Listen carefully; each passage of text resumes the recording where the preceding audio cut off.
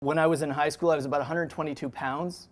So I realized pretty quickly on that my future wasn't going to be as a hockey player here in Canada. Although I had some skill, I just never grew in terms of size. But being 122 pounds at the time, and I've put on some lbs since then, one of the things that I could do was wrestle. So I was a wrestler. And the only problem was I couldn't wrestle in my high school because we didn't have a team. So what that meant is I had to take a bus across town to the Catholic high school, where we had a wrestling coach that was a former Olympian. He was great. He was a great coach. I was the only outsider in this crew because I wasn't Catholic. I was coming from the public school system. Excuse me. And I was able to wrestle there. But I had to try out first because they didn't know me. I didn't know them. So the first practice went pretty well. Second practice went pretty well. And the third practice, we were in the change room afterwards. They locked the door. And all of the other wrestlers jumped on top of me and stripped all of my clothes off. I was like, okay, what's going on? They stood me up and they said, you're almost in. All you have to do is run from here to the cafeteria, grab 2 of those trays. I don't even know if they still have them in cafeterias. You know, you pick up your French fries with gravy on them, and then you put them back. So I had to grab 2 of those trays, run back through the halls with the trays on, show them to the team, and I was in. So I thought, okay, no problem. 2 seconds later, they push me out the door. I'm running naked through the halls. Keep in mind, this is only my 3rd time to this school, so I have no clue where the cafeteria is. So I'm running randomly through the school, and thankfully, there was only pockets of students still milling about. So it wasn't busy time because it was after practice, which saved me some embarrassment. I round this one, I'm sprinting as fast as I can. I round one corner and boom, I run smack into a gentleman wearing a suit and a tie, who actually, no apologies, looked an awful lot like Dr. Robinson there too. It's all coming back as a flashback now.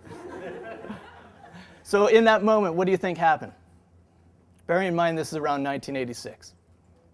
What do you think his reaction was to having a 16-year-old naked boy/man run into him? What do you think he did? Absolutely. He, for 1 second, was shocked, obviously, and then a smile crept onto his face. And he said, I know where you're going. I know what you're looking for. It's down the hall and to the right. I proceeded to run. I grabbed my 2 trays. I came back. I gave them to them. Everyone high-fived me. I put my clothes back on, and the rest is history. I fell into the trap. Sadly, we were on quarters at the time. For 7 weeks every quarter, I was everybody's big brother. In the fraternity sorority world, that means I was trying to help everybody. I was the coach. I was the mentor. I was the guy encouraging. Come on, I didn't believe in all the stupid stuff we did. But during, as we called it, Hell Week, I'd do a 180-degree turn. Suddenly I'd be yelling at people, you don't belong here, and they couldn't believe it.